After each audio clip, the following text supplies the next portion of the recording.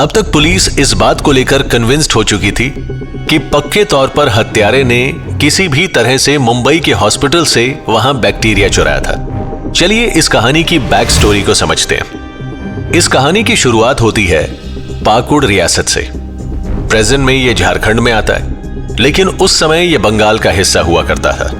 पाकुड़ रियासत सबसे धनी रियासतों में से एक थी और इसके मालिक का नाम प्रतापेंद्र चंद्र पांडे था।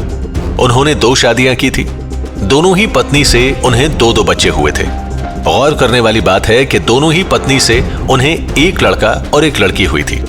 उनकी दूसरी पत्नी अपने दूसरे बच्चे अमरेंद्र के जन्म के साथ ही गुजर गई। ऐसे में उसकी विधवा मौसी ने अमरेंद्र को पाला। 1929 में प्रतापेंद्र की भी मौत हो गई। जायदाद के 2 हिस्से हो गए। एक हिस्सा पहली पत्नी के बेटे बेनोयेंद्र और दूसरा हिस्सा दूसरी पत्नी के बेटे अमरेंद्र को मिलता है। उस समय बेनोयेंद्र 27 साल के थे और अमरेंद्र 16 साल के थे। उस समय अमरेंद्र के नाबालिग होने की वजह से उनकी जायदाद की देखरेख की जिम्मेदारी उनके सौतेले भाई बेनोयेंद्र को दे दी गई। लेकिन जिस हिसाब से बेनोयेंद्र पूरे घर को चला रहे थे, उसके घर वाले बिल्कुल भी खुश नहीं थे। लेकिन बेनोयेंद्र उनकी बातों को नजरअंदाज करते हुए अय्याशी करके पैसा उड़ा रहे थे। यहां तक कि वो अमरेंद्र की पढ़ाई के लिए भी सफिशिएंट पैसे नहीं दे रहे थे। इसके अलावा एक नाचने वाली लड़की बालिका बाला के ऊपर भी पैसे उड़ाना सबकी आंखों में चुभ रहा था। इसीलिए 1931 में जैसे ही अमरेंद्र 18 साल के हुए, उन्होंने अपनी संपत्ति अपने सौतेले भाई बेनोयेंद्र से लेने के लिए जद्दोजहद शुरू कर दी। ये बात बेनोयेंद्र को कुछ खास पसंद नहीं आई। उसे लगता था कि पूरी जायदाद पर सिर्फ उसका अधिकार होना चाहिए और उसके सौतेले भाई को कुछ भी नहीं मिलना चाहिए। अभी तक अमरेंद्र के परिवार को उसकी मौत पर शक होना शुरू हो गया था, क्योंकि जिस दिन से अमरेंद्र को सुई चुभी थी, उसी दिन से उनकी तबीयत भी खराब होनी शुरू हो गई थी। साथ ही साथ उस दिन बेनोयेंद्र का अचानक से आना भी शक पैदा कर रहा था। इससे पहले भी जब भी अमरेंद्र बीमार पड़ा था, तो बेनोयेंद्र भी उसके आसपास मौजूद था। परिवार वालों ने इसी तथ्य के आधार पर कालिदास गुप्ता से बात की, जो एक वकील था और उनके परिवार को अच्छे से जानता था। पिछले 2 सालों से बेनोयेंद्र बालिका बाला और तारानाथ भी काफी खिचड़ी पका रहे थे। तारानाथ बेनोयेंद्र का सबसे करीबी इंसान था और वो अक्सर घरेलू मामलों में दखल देता था। ऐसे में शक की पूरी सुई उन पर जा रही थी। आखिरकार 22 जनवरी 1934 को एक petition deputy commissioner of police Kamala Prasad Pandey को दिया गया और सब इंस्पेक्टर शरद चंद्र मित्रा ने जांच शुरू की। इस तरह से अब पुलिस की रेडार में बेनोयेंद्र आ गया था। महाभारत भी भाइयों के बीच जायदाद पाने की लड़ाई थी और इस केस में भी यही हो रहा था। पुलिस ने अमरेंद्र और बेनोयेंद्र से जुड़ी हर बात की बारीकी से पड़ताल शुरू की। अगर अमरेंद्र की मौत हो जाती है तो इससे फायदा किसको होगा? बेनोयेंद्र अचानक कैसे हावड़ा रेलवे स्टेशन पहुंच गया था और बेनोयेंद्र को अमरेंद्र का डेथ सर्टिफिकेट बनवाने की इतनी जल्दी क्यों थी? ये सारी बातें पुलिस के जहन में चल रही थी।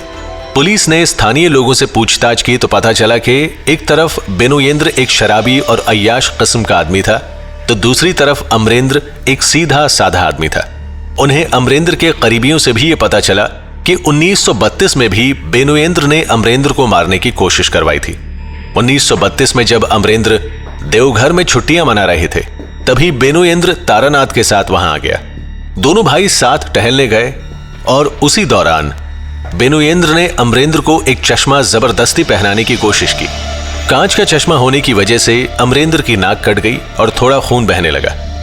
थोड़े ही दिनों बाद अमरेंद्र एकदम से बीमार पड़ने लगा। डॉक्टर ने जब जांचा तो पता चला कि उन्हें टेटनस था।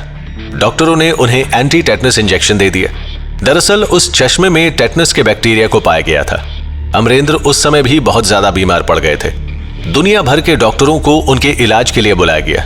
उस समय डॉक्टर सौरेंद्र नाथ मुखर्जी की देखरेख में उनका इलाज चल रहा था। साथ ही साथ पाकुड़ लौट चुके बेनोयेंद्र को इसकी खबर दे दी गई। बेनोयेंद्र को यह खबर हजम नहीं हुई और वह तुरंत ही 3 लोगों को लेकर पहुंच गया। बेनोयेंद्र के अनुसार वो डॉक्टर्स थे। ये तीनों लोग तारानाथ, दुर्गा रतन और शिवपत थे। बेनोयेंद्र किसी तरह से तारानाथ को डॉक्टर सौरेंद्र नाथ मुखर्जी का असिस्टेंट बनाना चाहता था, लेकिन डॉक्टर सौरेंद्र नाथ मुखर्जी को इस पर शक हो गया कि तारानाथ किसी तरह से अमरेंद्र के टेटनस ट्रीटमेंट को रोककर उसे मारना चाहता था। इसीलिए उन्होंने ऐसा होने नहीं दिया। लेकिन बेनोयेंद्र यहीं नहीं रुका। डॉक्टर दुर्गा रतन की मदद से उसने अमरेंद्र को एक ऐसा इंजेक्शन लगवाया जिससे अमरेंद्र ठीक होने की बजाय और भी ज्यादा सीरियस हो गया। लेकिन परिवार वालों ने दूसरे डॉक्टर्स की मदद से किसी तरह से अमरेंद्र की जान बचाई। इस घटना से यह बात समझ आ गई कि बेनोयेंद्र किसी भी तरह से अमरेंद्र से सारी जायदाद हड़पना चाहता था। इसीलिए अब बेनोयेंद्र ने बैंक से वो पैसे निकालने शुरू कर दिए जो बेनोयेंद्र और अमरेंद्र के जॉइंट अकाउंट में थे। उसने इलाहाबाद और बाकी दूसरे बैंकों से 13,000 रुपए से भी ज्यादा निकाल लिए थे। इस बात की जानकारी अमरेंद्र को नहीं थी, लेकिन जैसे ही उन्हें इस बात की जानकारी हुई, उन्होंने 17 नवंबर 1933 को कोर्ट में पिटीशन दिया कि बेनोयेंद्र को पैसे निकालने नहीं दिए जाने चाहिए। इस तरह बेनोयेंद्र बाकी के पैसे नहीं निकाल पा रहा था।